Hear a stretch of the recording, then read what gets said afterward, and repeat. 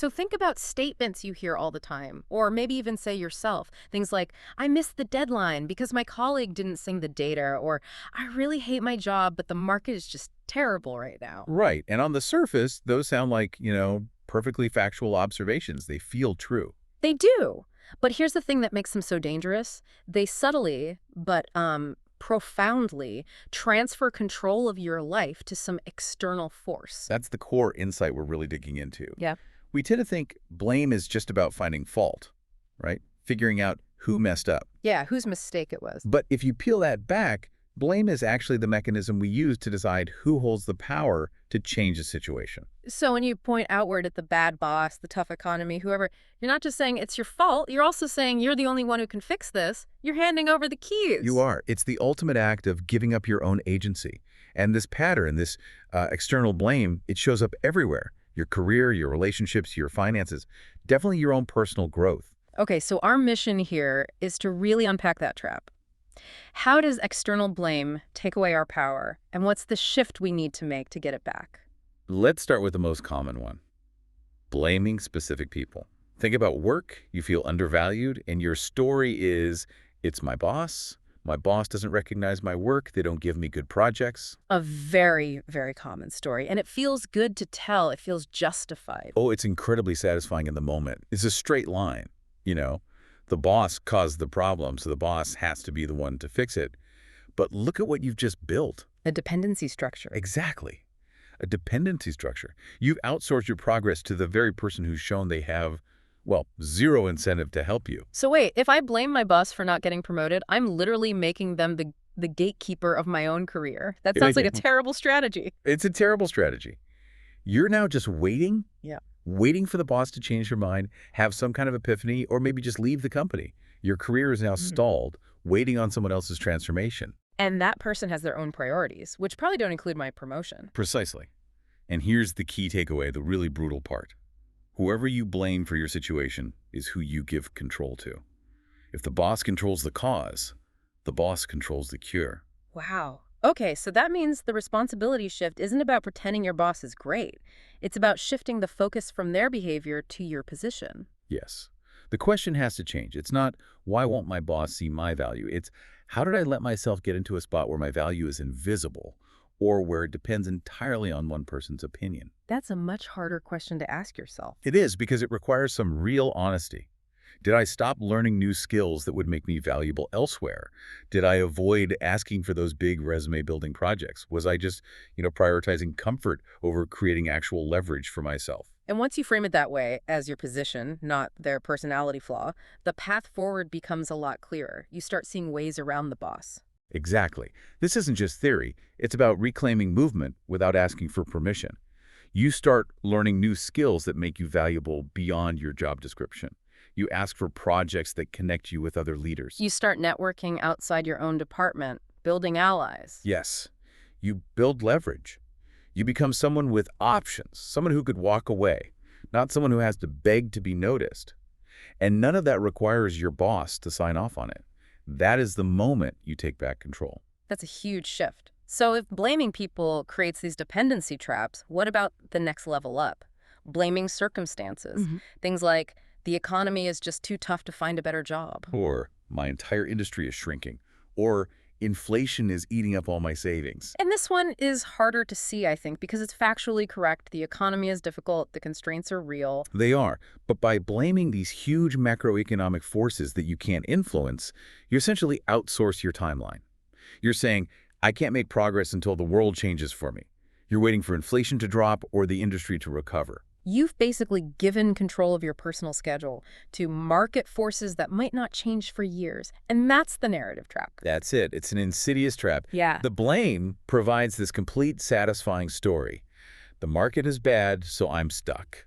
And the moment that story is complete, you stop looking. You stop searching for any controllable factors within that tough environment. Yes, it kills all creativity. Yeah. So the responsible mindset isn't to pretend the constraints don't exist. You can't just ignore inflation. It's about navigating within it. So instead of asking, when will things get better, the question becomes, The question becomes, okay, given that things are tough, What are the successful people doing right now? In this exact environment, what are they doing that I'm not? You're looking for the cracks in the wall, not waiting for the whole thing to come down. You are. It means you acknowledge the reality. Yeah, it's harder to get hired, but you start positioning yourself differently. You look for the companies that are actually growing. You build the skills that are valuable even when budgets are tight. You focus on creating so much clear value that it overcomes those limitations. You refuse to let the conditions be the final word. I think we all know someone who spent years waiting for the perfect market to start a business or change careers, and they lost all that time. Exactly. The person who succeeds is the one who sees the constraint as an engineering problem to be solved, not a life sentence. So if blaming circumstances gets us stuck in the present, what about the past? That seems like the third big mechanism. Blaming your history. Things like, my parents pushed me into the wrong career, or my education just wasn't good enough. Or even blaming your younger self for mistakes you made. I made terrible financial decisions in my 20s, and now I'm paying for it forever. And again, these things are often true. They absolutely shaped where you started. Yeah. But when you blame the past, you're making a historical event the sole reason for your future. You're letting a decision made a decade ago control your options today. And the only solution you're implicitly waiting for is impossible. You need the past to change. You need your parents to go back in time or the system to give you a do-over. Which will never, ever happen. Right. So this is where we have to draw a really critical line between two ideas: explanation and determination. Okay, what's the difference? Your history explains how you got here. It's the map of the road you took. But it does not determine where you go from here. The map shows your starting point. But you are still the driver. You choose the next turn. That's a powerful distinction. Mhm. So how do we apply that? Let's say with the debt example, how do you decouple explanation from determination there? Okay, so when you blame your history for debt, the story is, because of my past mistakes, I cannot save now. The past determines the present. When you decouple it, you accept the debt as a fact. That's your starting line today. And you pivot. You stop relitigating the mistake and you focus on the immediate next choice. The question shifts from what should have happened 10 years ago to what can I control right now to change my income or my spending. It's the difference between staring at the rearview mirror versus looking at the road ahead. Perfectly put. The person who blames the past stays stuck, almost waiting for permission or validation that it wasn't their fault. The person who takes responsibility just says, okay, this is where I am, and starts researching, learning, moving. One person creates a story about why they're stuck, the other creates movement. Which brings us to the core shift, I think, tying all of this together. The link between blame and control is it's unbreakable. It's one-to-one. Point at the boss has control. Point at the economy has control. Point at your past, and your past has control of your future. So we have to be really clear about the difference between taking fault and taking responsibility. This isn't about beating yourself up. Not at all. You don't have to claim you caused the bad economy to claim the power to respond to it. Responsibility, in this context, is just claiming the ability to respond. And here's the paradox, right? When you blame something external, you're often totally correct. Your boss is difficult. But being right about the cause doesn't help you. It does the opposite.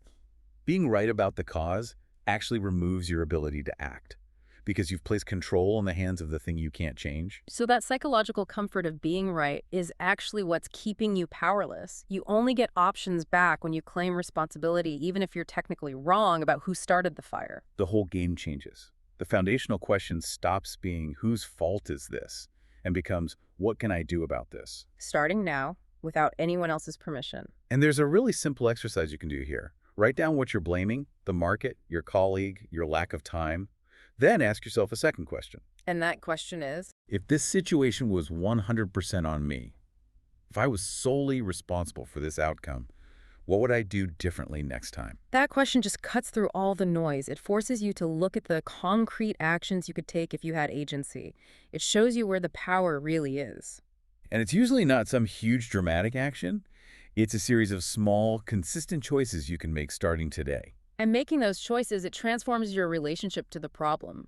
The problem itself might not disappear. The difficult boss is still difficult, but you're no longer just a passenger. You become the navigator. And that right there is where anxiety starts to decrease because you're not powerless anymore. The uncertainty of the world is replaced by the certainty of your own next move. And once you see this pattern, you see it everywhere. Everywhere. In relationships where one person is just waiting for the other person to change. In health, blaming genetics instead of focusing on the small choices you can make. In finances, blaming your salary instead of figuring out how to increase your market value. In every case, the blame is factually correct, but also completely disempowering. We have to talk about the weight of it too. Blame feels so light at first, it's an immediate relief. Phew, yeah, my fault. But over time, all those reasons accumulate into this crushing weight of helplessness. You build this giant catalog of excuses for why you can't act, and then that catalog becomes your cage. Exactly. Responsibility, on the other hand, it feels heavy at first. It's hard. It forces you to look at your own inaction. But with practice, it gets lighter.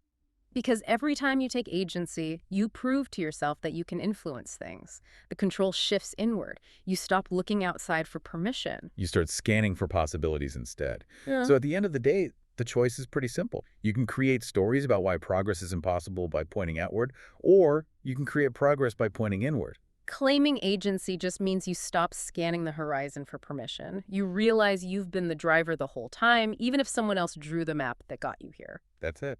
So to build on that, here's a final thought for you to take away. If you stopped waiting for permission right now, if no one and nothing else had to change first, what is the smallest immediate possibility you could scan for and act on today that requires absolutely no external authorization?